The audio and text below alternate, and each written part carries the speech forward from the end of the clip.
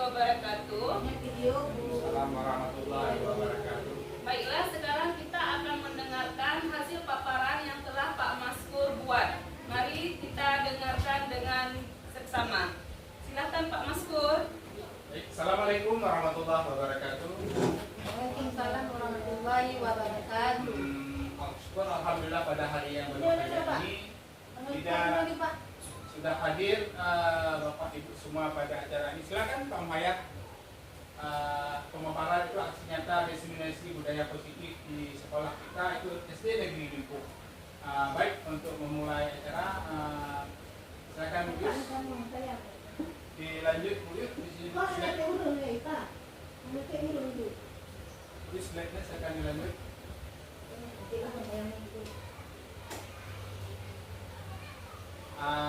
Baik, karena kita sudah lumayan mengajar dari pagi sampai jam setengah 11, maka kita membuat ice breaking dengan senyum selama 30 detik saling bertatap berpasangan sesama kawan. Oke, silakan. Oke, silakan. Cukup, lanjut Bu Yus.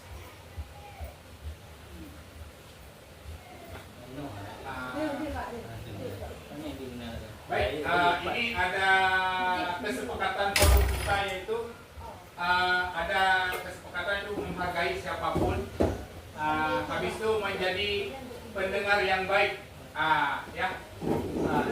Di sini kita saling menghargai dan menjadi pendengar yang baik bersama anggota forum. Silakan, Bu. Baik. Assalamualaikum warahmatullahi wabarakatuh. Halo sobat penggerak. Saya sendiri Maskur SPD, calon guru penggerak angkatan 11 itu Kabupaten Negeri Besar. Jalan lagi. Nah, di sini budaya positifnya itu seorang guru harus memiliki kemampuan dalam mewujudkan budaya positif di sekolah. Budaya positif tersebut dapat dijalankan dengan menerapkan konsep-konsep inti seperti itu: disiplin positif, motivasi perilaku manusia, kebutuhan dasar manusia, keyakinan sekolah atau kelas, posisi kontrol restitusi, segitiga restitusi. Ini semua nanti yang 6 poin ini kita bahas selanjutnya, ada slide-nya. Kita mulai dari disiplin positif. Lanjut. Nah, disiplin positif merupakan suatu cara menerapkan disiplin yang mengajarkan anak bertanggung jawab, menumbuhkan kesadaran diri berdasarkan nilai-nilai kebajikan. Jadi anak-anak itu tidak hanya ada ajakan dari eksternal, tapi dia internal, ajakan dari dia sendiri. Oke, lanjut.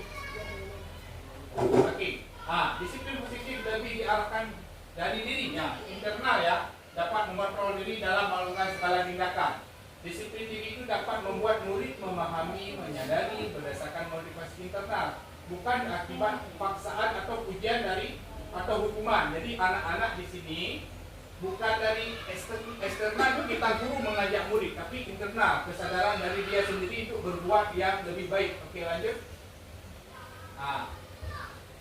Disiplin positif itu dia berdasarkan profil Pancasila itu berapa 1, 2, 3, 6. Dia beriman, mandiri, kebinekaan, gotong royong, kreatif, dan bernalar kritis. Oke, lanjut. Nah, ini ada motivasi perilaku manusia. Lanjut, ada penjelasannya.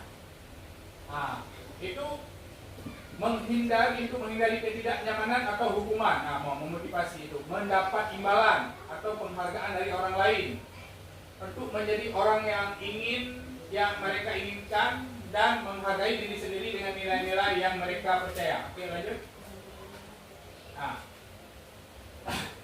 Bapak Ibu, ini kita sudah berjalan 6 kali pertemuan dalam semester ini. Biasanya yang saya dapatkan di Lokakarya TDP itu ada keyakinan sekolah atau kelas. Kita sebelum masuk kelas membuat keyakinan sekolah atau kelas. Lanjut. Kita baru masuk semester pertama, biasanya kita membuat keyakinan kelas, yaitu membuat peraturan, bukan gurunya aja membuat, tapi membuat peraturan antara siswa dengan guru. Nah, itu pertama guru berperan mewujudkan bentuk-bentuk keyakinan sekolah ke kelas dengan adanya kesepakatan antara guru dengan siswa. Jadi ketika peraturan itu kita buat, bukan kita seorang guru, itu beda. Tapi kita buat peraturan antara murid dengan dengan guru. Jadi orang siswa merasa malu, wah kita sudah buat peraturan, masa kita langgar, beda dengan kita guru yang buat. Oke. Itu keyakinan sekolah, tunggu belum? Sekolah atau kelas berupa pernyataan yang universal, yang mudah diingat, dipahami, dan harus diterapkan di lingkungan sekolah. Ini kalimat-kalimat keyakinan kelas, yaitu ini kalimat-kalimat yang mudah dipahami oleh siswa. Lebih baik kalimat yang positif, jangan mengandung yang negatif. Kalau yang positif yang misalnya berpakaian dengan baik. Itu kalimat positifnya. Kalau kalimat negatifnya, jangan memakai jangan memakai pakaian yang kotor. Itu tidak negatif. Oke, lanjut dulu. Baik, keyakinan sekolah itu dimulai dari disiplin, menjaga kebersihan, banyak dia. Mengajarkan orang lain saat berbicara, budaya 5S, sopan, salam, senyum, santun. Kalau nggak salah saya, Sapa. ya, sapa. Habis itu ada tanggung jawab, itu mandiri anak, saling mengingatkan dalam hal kebaikan antara anak yang satu dengan anak yang lain. Kita guru hanya mengarahkan. Habis itu ada lanjut Bu. Memudayakan kata tolong, maaf, dan terima kasih. Itu yang kita ajarkan kepada anak-anak kita. Lanjut. Speaking, lanjut lagi Bu. Speaking-nya mana? Oke, lanjut. Ya, ini kebutuhan dasar hidup manusia. Ini kebutuhan dasar hidup manusia ini, lanjut, ada 5 kalau nggak salah saya. Ketika seseorang murid itu melakukan sesuatu perbuatan yang bertentangan nilai-nilai kebajikan atau melanggar peraturan dan hal itu sebenarnya karena mereka gagal memenuhi kebutuhan dasar mereka. Lanjut, ada kali. Nah, ini kebutuhan dasar hidup manusia. Bertahan hidup. Bertahan hidup. Kenapa dia ada kasih sayang dan rasa terima kasih. Ada penguasaan, ada kebebasan, ada kesenangan. Nanti kita kupas ke depan satu-satu poinnya. Silakan, lanjut lagi. Studi kasus. Studi kasus ini Ibu Rahmania, guru wali kelas 6, sedang bingung menghadapi ulang salah satu murid kelasnya, Dika, dan beberapa anaknya telah mengeluh Dika sering meminta bekal makanan mereka dengan paksa. Jika Anda menghadapi situasi seperti itu, Ibu Rahmania, apa yang akan Anda lakukan? Menurut Anda, kira-kira apa alasan Dika melakukan hal itu? Jadi Dika ini dia meminta bekal paksa sama kawan-kawannya. Oke, lanjut.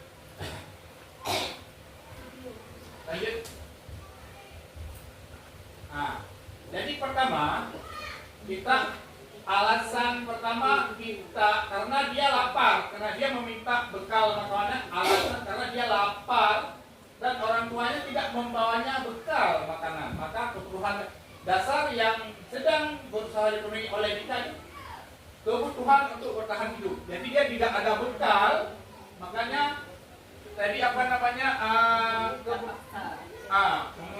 meminta bekal makanan paksa. Itu kebutuhan dasar hidup. Oke, lanjut.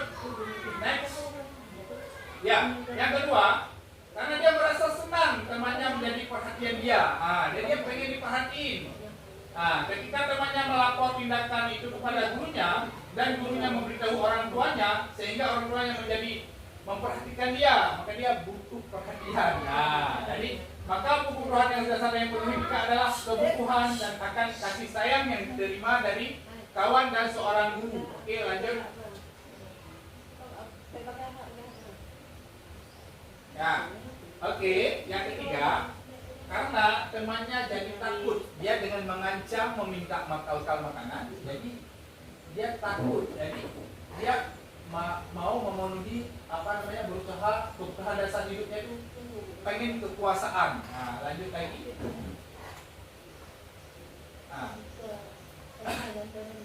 Karena dia merasa bosan dengan bekal yang dibawa dari rumah, Jadi ibunya kasih, jadi dia bosan, jadi dia pengen tukar bekal dengan kawannya. Jadi salah satu alasan dia memaksa meminta bekal kawan-kawannya. Next. Nah, yang kelima yaitu dia iseng. Nah, menikmati orang lain udah dia kerja itu dia iseng. Nah, kesal. Jadi alasan dia meminta bekal dengan paksa itu sebuah kesenangan buat dia. Oke, lanjut next. Jadi ketika kejadian yang di atas itu yang 5 macam poin yang jadi, kita butuh posisi kontrol restitusi untuk mengontrol 5 kasus yang di atas itu. Oke, lanjut. Nah, ini kita sebagai guru harus bisa memilah. Ini memotivasi perilaku manusia. Pertama, guru ada sebagai penghukum. Nanti kita jelaskan. Guru sebagai pembuat merasa bersalah. Guru sebagai teman. Guru sebagai pemantau. Guru sebagai manajer. Nanti kita akan kupas satu-satu ini. Mana yang lebih dominan, kita guru harus menguasai di antara 5 poin ini. Oke, next.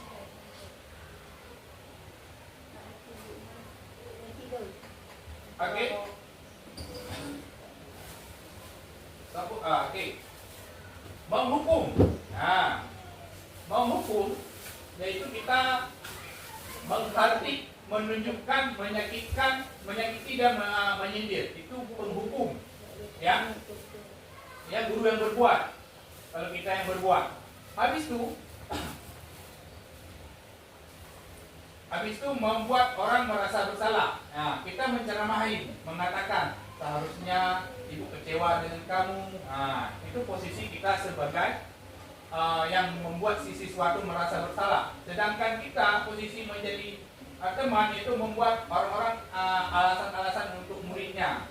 Nah, habis itu kita menjadi pemantau. Sebagai guru, sebagai pemantau itu menghitung dan mengukur sejauh mana dia berbuat salah. Jadi yang ketiga atau yang terakhir itu manajer, itu mengajukan pertanyaan-pertanyaan. Jadi kita menanyakan asal muasal kenapa bisa jadi begini. Baik. Jadi di antara 5 ini kita lebih baik yang sangat dominan buat guru itu menjadi manajer. Kita manajer itu kita mengenali apa masalahnya dulu, nggak langsung menghukum siswanya. Karena nggak semua siswa itu latar belakangnya sama. Jadi kita menganalisa.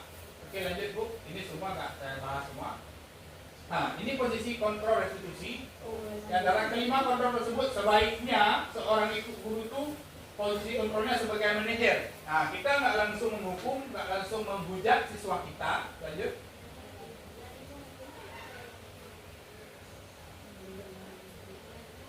Oke. Manajer. Guru itu dapat berbuat sesuatu bersama murid, mempersilahkan murid bertanggung jawab dan mendukung murid agar bertanggung jawab dan mendukung murid dapat menemukan solusi. Oke, next. Posisi kontrol restitusi yaitu posisi manajer mengacu pada restitusi yang dapat menjadikan murid sebagai manajer bagi dirinya sendiri sehingga dapat identitas positif pada diri murid. Jadi murid itu bukan hanya dia berbuat salah langsung kita hukum, enggak. Kita cari solusi biar dia lebih positif ke depan. Lanjut Bapak Ibu. Selama kemarin oka karya kedua, saya dapat ini istilah segitiga restitusi, cara menangani masalah ketika dengan anak-anak. Lanjut. Ya, yang pertama seperti saya singgung tadi, tahap dalam segitiga restitusi itu pertama menstabilkan identitas. Menstabilkan identitas, kita tanya dulu asal muasal, kenapa, bagaimana, kapan kejadian, kenapa berbuat itu. Habis itu kita fasilitasi tindakan yang salah. Tindakan yang salah, kamu sudah berbuat salah. Bagaimana kamu sekarang? Apa yang akan kamu lakukan? Karena kita mengacu pada keyakinan kelas yang sudah kita buat. Tidak boleh keyakinan kelas nanti jangan mengganggu kawan, Jangan mengejek kawan.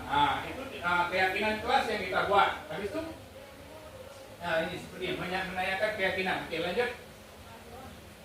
Menstabilkan identitas. Menstabilkan identitas yaitu dilakukan berdasarkan prinsip pada membuat kesalahan bagian dari proses pembelajaran yang nantinya akan menggeser identitas gagal ke arah identitas yang sukses. Sudah tahu anak kita itu berbuat salah. Bagaimana cara kita membuat anak kita tuh biar jadi mengarah ke yang positif dengan sukses. Lanjut. Oke, menstabilkan. Menstabilkan ini berbuat salah itu hal yang manusiawi. Semua manusia ada salah, anak. Cara menstabilkan. Tidak ada manusia yang sempurna. Kita pasti bisa menyelesaikan masalah ini. Bapak Ibu tidak tertarik untuk cari tahu siapa yang benar, siapa yang salah. Bapak lebih tertarik untuk menyelesaikan masalah. Karena anak-anak ada berbuat salah, itu nggak mungkin kita langsung kita hukum. Tapi penyelesaian masalahnya kayak mana? Jangan diulangi lagi. Kamu terus menyalahkan. Kalau kamu menyalahkan dirimu sendiri terus menerus, apa kamu bersikap baik pada dirimu sendiri? Oke, lanjut. Fasilitasi tindakan yang salah. Fasilitasi tindakan yang dilakukan berdasarkan prinsip setiap perilaku berupaya memenuhi kebutuhan tertentu. Pemikiran stimulus, respon proaktif, serta akan lebih mengenali mampu mengakui kebutuhan murid atau anak. Lanjut, Bapak Ibu. Fasilitasi tindakan yang salah. Fasilitasi tindakan salah, kamu pasti punya alasan mengapa kamu melakukan itu. Apa yang penting bagi kamu? Kamu boleh tetap berusaha menjaga sikap itu, tapi tambahkan sikap yang lain yang baru, yang lebih ke arah yang positif. Yang terakhir kita spot anak kita, mungkin kamu belajar dengan cara yang lain untuk mendapatkan yang kamu butuhkan tanpa harus memukul. Kita mengajarkan anak di kelas, kamu boleh belajar, tapi boleh nggak kamu belajar yang serius tanpa harus mengganggu kawan kamu? Contoh, kiranya. Menanyakan keyakinan. Sesudah itu semua, nanti nanya keyakinan. Dilakukan pertanyaan kepada murid atau anak memunculkan motivasi secara intensif sehingga mampu memberikan keyakinan dengan tindakan yang salah. Dia sudah berbuat salah, kita kembali kepada keyakinan yang kelas yang waktu pertama kita masuk. Apa keyakinan? Melanggar nggak kamu sama keyakinan yang sudah kita buat? Oh, melanggar. Bagaimana? Jangan diulangi lagi. Lanjut. Oke. Ini yang silahkan lalu. Ini tadi barusan. Menanyakan keyakinan. Lanjut. Penerapan segitiga restitusi. Lanjut, Bu. Ini anak-anak pertama dia melapor. Lanjut. Ini ada videonya. Lanjut. Ada bisa videonya? Oke, nanti saya putar videonya. Ada videonya?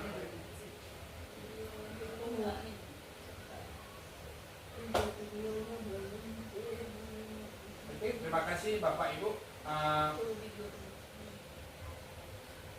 Boleh kita lihat video bersama.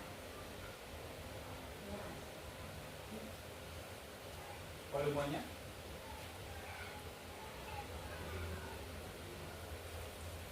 Ini salah satu.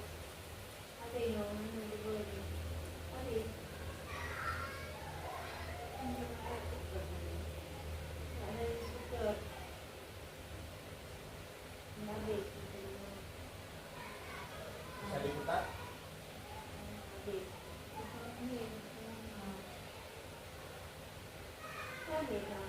Oke. Ada yang mau ditanyakan silakan. Oh, ini ada videonya. Ada volumenya?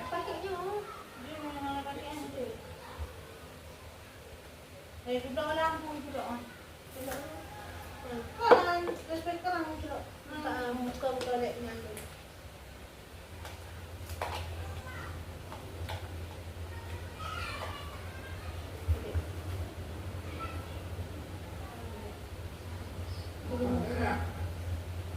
Dari pertama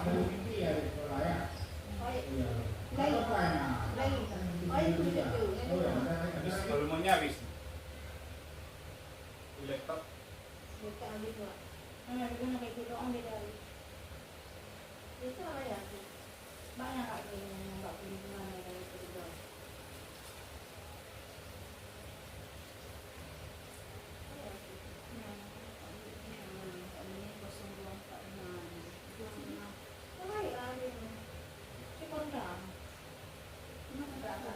Biasa bersyukur di sini langsung ya. Kayaknya mana kontak kan? Di dua ini deh.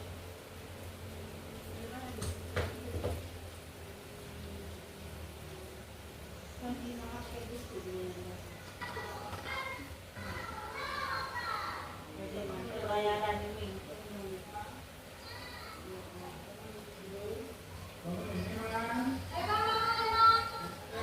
Ini kejadiannya Aiman tertidur di kelas. Nah, kasusnya. Jadi saya nggak langsung memarahi dia.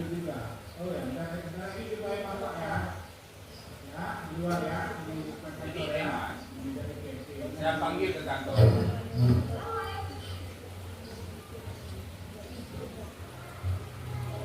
Inilah namanya menstabilkan identitas. Saya tanya dia kenapa? Tahu kamu bapak panggil di sini kenapa? Kenapa? Oh, tidur di kelas. Ada mimpi? Mimpi apa? Kita tidur. Gini. Kita tidur memang butuh tidur. Ya. Tapi di kelas itu tidak boleh karena belajar. Di malam jam berapa tidur? Jam 3. Ada belajar? Tidak belajar. Ngapain aja malam? Ngapain? Salah. Jadi malam kita siap maghrib harus belajar, sama mengaji itu belajar. Keluar boleh, jangan tidak tidur. Nah, badan kita butuh istirahat. Kalau kita tidur kita sakit. Jadi malam itu waktu istirahat, tidurnya harus cepat karena kita anak sekolah. Ya. Lain kali tidur cepat, dia tidak ngantuk di sekolah, biar belajarnya lebih fokus. Ini stabilkan identitas Bapak Ibu. Jangan telat tidurnya. Saya untuk kesehatan kamu Aiman. Ya, oke, kita akan kembali ke kelas. Ya. Ini kan apa siswanya? Nama saya Aiman Mata, saya kelas 6, anak murid Pak Maskur. Saya telah melakukan tidur di kelas bahwa tidak boleh tidur di kelas. Saya menerima bimbingan bahwa saya tidak terpojok sehingga saya lebih bersemangat dalam belajar. Ini skenario kasus kedua, mengintip teman di Tamakan. Ada video. Ini yang melapor. Apa namanya? Oke.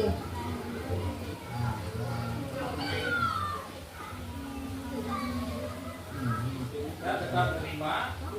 Bisa cek dulu, nggak langsung saya ambil tindakan. Belum. Sama mandi dari teman kawan.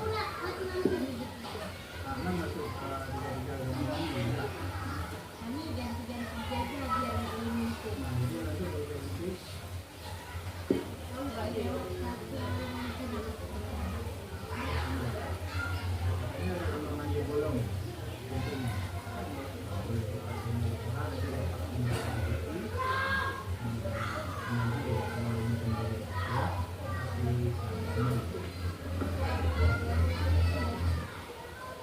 Saya menstabilkan identitas siswa dulu. Bukan saya banyak dulu. Enggak. Kejadiannya bagaimana? Cepat kita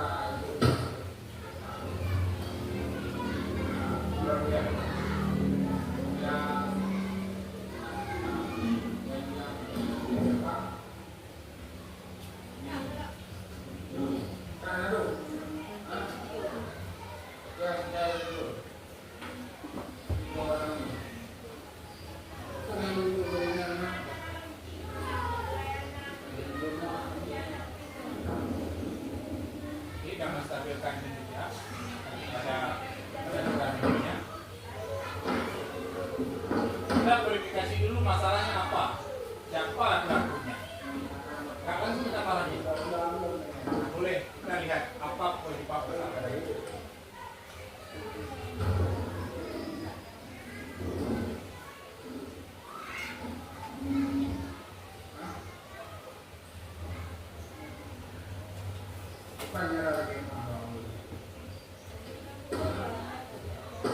Jadi karena kasusnya 3 orang, jadi sekalian bisa langsung urus.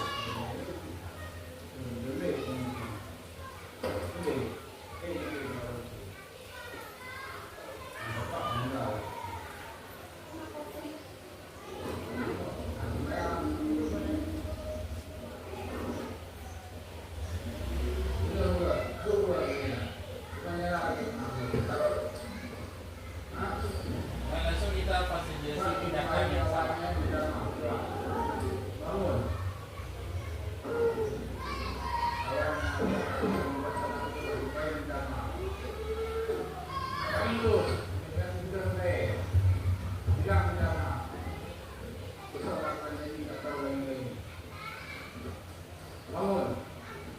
Ini video yang sebenarnya ya Bapak Ibu, nggak ada rekayasa.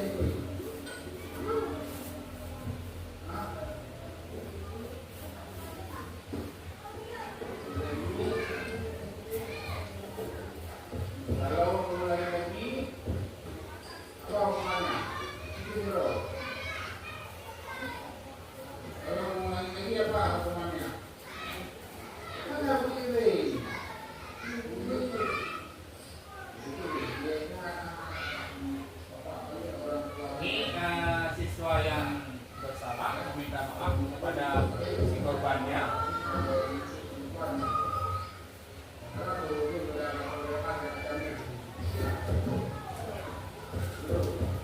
Oke, sudah ini ada tindakan selanjutnya yaitu Kalau mulai lagi, nah ini keyakinan. apa hukumannya? Itu dulu. Kalau mulai lagi apa hukumannya?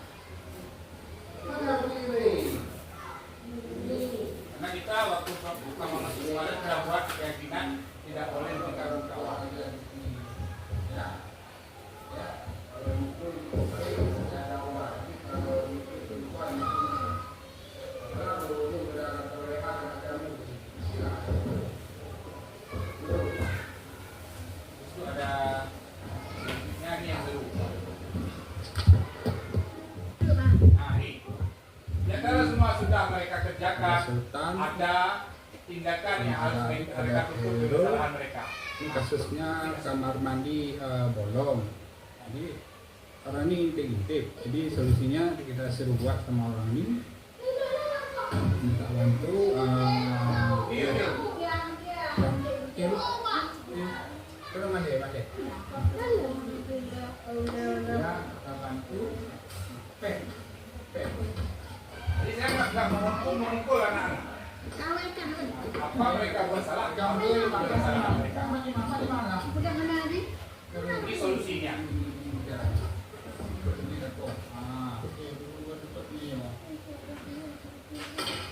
Tapi saya guru itu terlibat juga Bapak Ibu, nggak membiarkan anak itu membuat sendiri.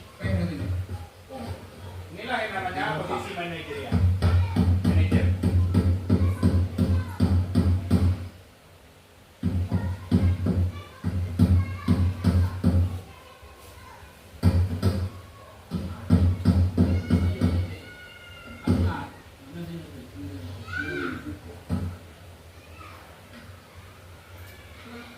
Ini Karena kemarin waktu pas dikasih tindakan, Pak Sultan kebetulan tidak hadir. Ini buka wajah dulu. Ada rumah kayak gitu.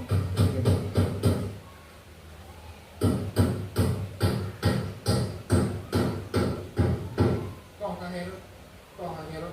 Baik kali. Kau bukan. Oh, ini tutup pengen. Tak.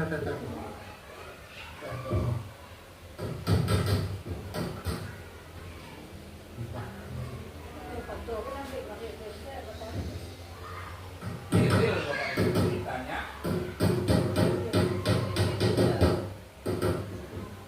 Inilah penentuan nilai kami dulu. Ulangi dong, Pak.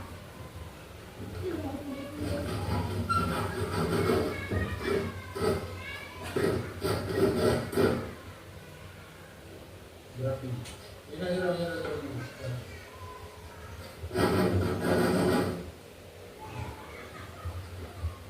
Adik enggak? Sabar dulu.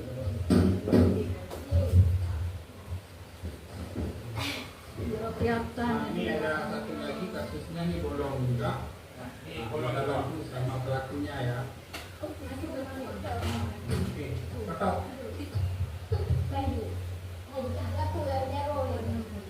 Ini semua kebagian. Belum sadar bandit rumah ya Allah. Dibantu sama Bu Elida kemarin Bapak.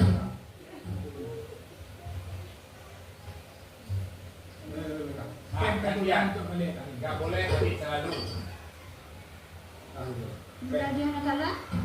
Mana saya sama Abu? Yuk. Nah, laporan. Ini. Nah, laporan. Oh, ada kotaknya.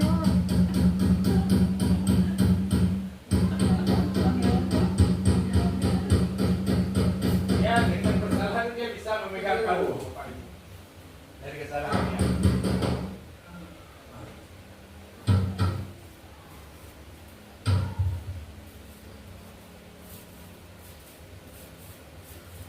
Tadi sudah, Sultan sudah, ini yang ketika Herut. Jadi mau polisi juga.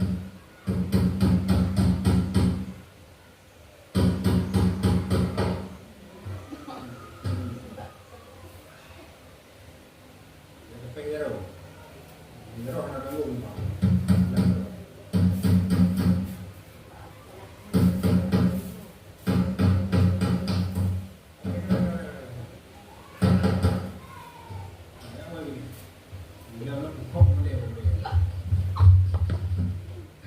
Nama saya Ini Ayu, tanggapan siswanya. kelas 5 anak murid Pak Maskur. Saya sadar telah melakukan kesalahan yaitu mengganggu kawan, bahwa mengganggu kawan itu tidak boleh. Dan Kebetulan saya waktu itu yang satu orang lagi tidak hadir karena kurang sehat. bimbingan dari Bapak Maskur sehingga saya tidak terpojok dan lebih bersemangat dalam belajar. Assalamualaikum warahmatullahi wabarakatuh. Oke, terima kasih Bapak Ibu. Jangan lupa subscribe, ada YouTube nomor saya, itu ada penanganan restitusi. Karena anak-anak itu nggak selalu harus kita pukul, kita cubit. Memang sekarang nggak boleh. 지점을 쓸수록 그 아픔만 깊어질 Jadi 뿐이다. kita memerlukan restitusi segitiga restitusi kembali kepada anak sendiri. Ada cara-cara yang bisa dilakukan.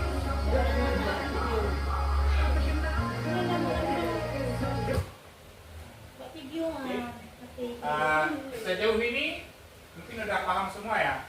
Perlu ditanyakan lagi.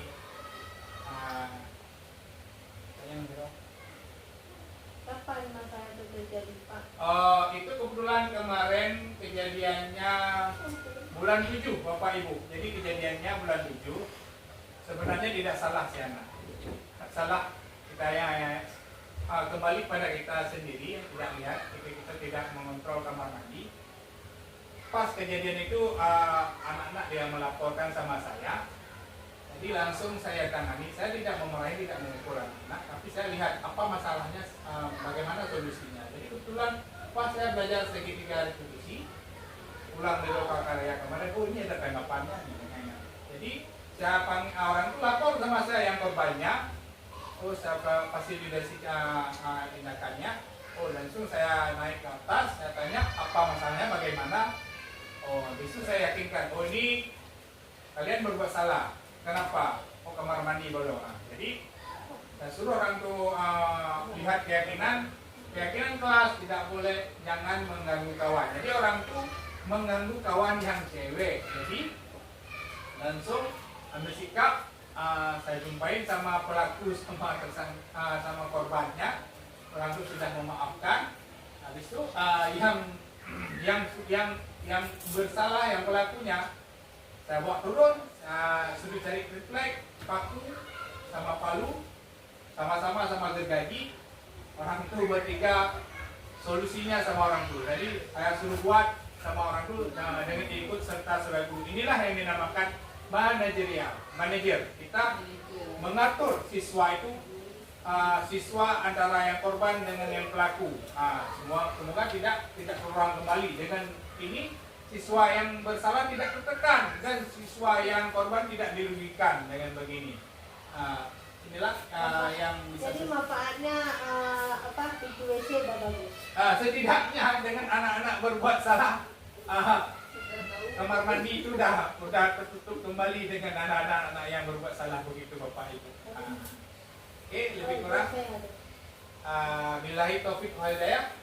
Assalamualaikum warahmatullahi wabarakatuh. Tergerak dan bergerak dan menggerakkan. Salam guru penggerak. Waalaikumsalam warahmatullahi